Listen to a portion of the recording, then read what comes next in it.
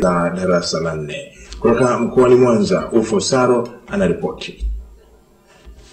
Akihutubia maelfu ya wananchi wa jimbo la Nyamagana na Ilemela kwenye mkutano wa kampeni uliofanyika viwanja vya Magomeni jijini Mwanza, mgombea rais kupitia tiketi ya chama hicho Dr. Wilbrod Slaa amesema serikali yake haitakuwa na huruma na mzazi atakayemkwamisha mtoto wake kwenda shule, hasa jamii ya wafugaji, na kwamba kipaumbele cha Chadema ni kutoa elimu bora. Tutaweka mikono ya biashara, tutaweka mikono ya uvuvi, tutaweka mikono ya kilimo, ili kila mtoto akitoka kwenye ngazi fulani ana ujuzi fulani.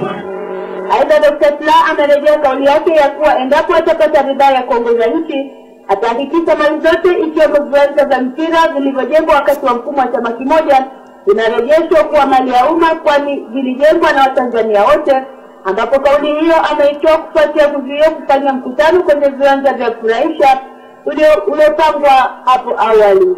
Mali zote zilizotengenezwa na Watanzania wote, viwanja vyote vilivyojengwa na Watanzania wote, tutavichukua na kuvirejesha serikalini kwa manufaa ya Watanzania wote.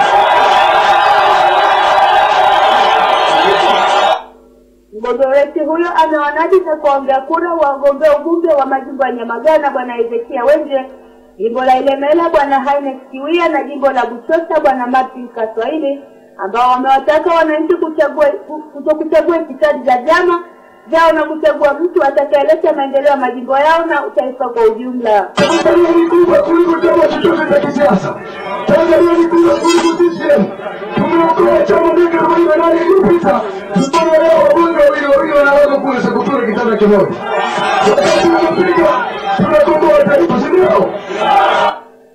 Hata hivyo, kabla mkutano huo kufanyika majira ya saa 8 mchana, kulizuka tafrani kubwa kati ya polisi na wananchi baada ya polisi kutumia mabomu ya machozi kuwatawanya watu waliokuwa wamekusanyika kusubiri mgombea rais huyo katika uwanja uliokuwa umepangwa awali, na baadaye kuzuiwa na uongozi wa manispaa na kuhamishwa viwanja vya Magomeni.